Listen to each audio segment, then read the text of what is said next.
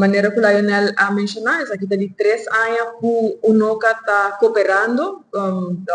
está cerrando um partnership junto com a Comissão de Celebração Dia Nacional, para assim brinda sustento mais grande na lo que está a celebração de nos duas tradições de fim de ano nos dando. Isso aqui é algo que está sumamente importante, mirando que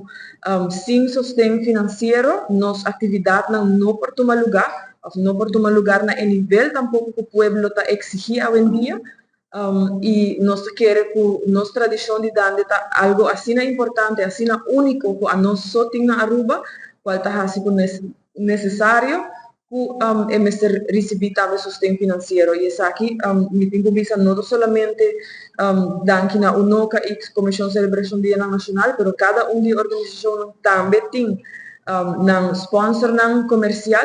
que sim evento aqui não pode tomar lugar e nos quer agradecer de parte de UNOCA seguro cada de nós, todo comerciante que mira a importância de nos gerência cultural, que mira a importância de nos